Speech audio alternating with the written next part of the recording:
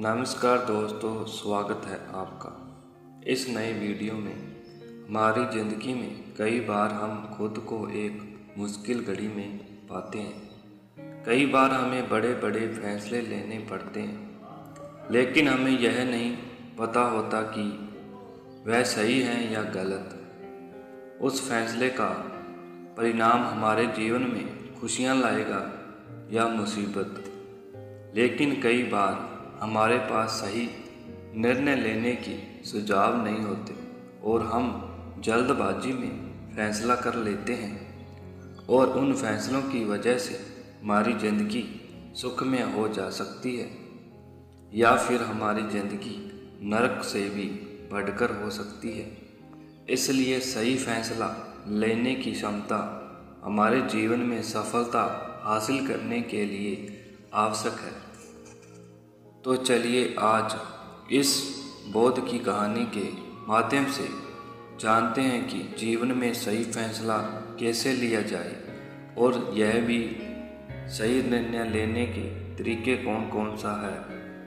तो बिना किसी देरी से कहानी शुरू करते हैं। यदि चैनल पर पहली बार विजिट किया है तो चैनल को अभी सब्सक्राइब करें।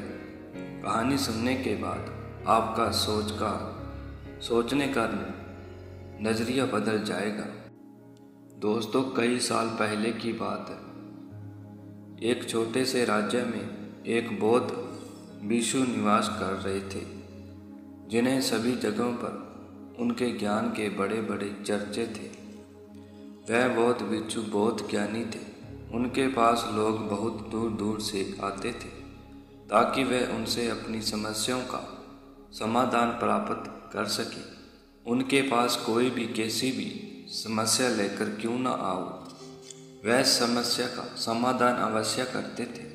जब भी वह किसी की समस्या सुनते तो उस समस्या को बड़े ही ध्यान से सुनते, समझते, उसमें लीन हो जाते और उसके बाद कुछ देर के लिए वह आंखें बंद करते और समस्या के बारे में अच्छे से सोच विचार करते और उसके बाद उसका समाधान देते। ऐसे से कोई भी व्यक्ति उनके बारे में केवल एक ही बात सोचता था, शायद इस साधु के कोई प्राप्त ऐसी चमत्कारी शक्ति है जिससे यह समाधान पूछते हैं और उसे बाद में हमें समाधान बताते हैं।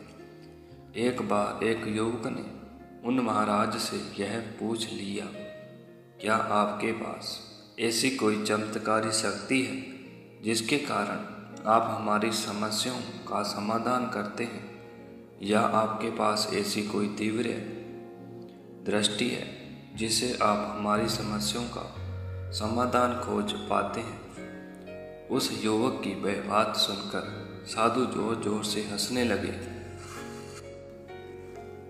लेकिन उस युवक की इस बात का कोई जवाब नहीं दिया। उसके कुछ ही दिनों बाद उस राज्य में एक बड़ी अजीब सी घटना घटी।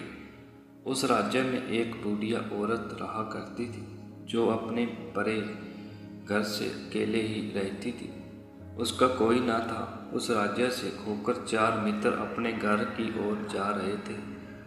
वो लोग दूसरे नगर से काम करके पैसा इकट्ठा करके अपने गांव की ओर जा रहे थे। यह बात बहुत पुराने जमाने की, जब यातायात के साधन ना हुआ करते थे, इसलिए वह लोग पैदल ही यात्रा किया करते थे। इसी कारण वह चारों मित्र अपने अपने धन को इकट्ठा करके अपने गांव की ओर प्रस्थान कर रहे थे। उन चारों ने अपना अपना धन छोटी सी पोटली में रखा था और उसी पोटली में उन सब की सारी कमाई थी। तभी उन चारों मित्रों में से एक मित्र कहता है कि मित्रों, इसी तरह से यदि हम धन अलग अलग रखेंगे तो इससे हमारा धन चोरी हो सकता है। क्यों ना हम अपना सारा धन ही एक ही पोटली में रख लें, जिससे हमें सब इस पर ध्यान दे सकेंगे और हमारा धन सुरक्षित भी हो जाएगा। आगे की कहानी सुनने के लिए यदि चैनल पर पहली बार विजिट किया है तो चैनल को अभी सब्सक्राइब करें। मैं दोस्तों लंबी कहानी नहीं सुनाता जिससे आप बोरिंग हो।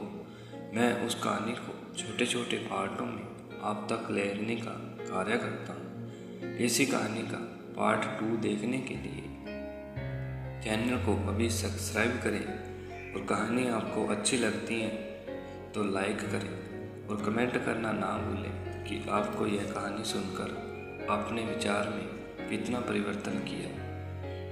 इसी कहानी का पार्ट 2 देखने के लिए चैनल को सब्सक्राइब करना और अपने दोस्तों के साथ शेयर करना ना भूलें।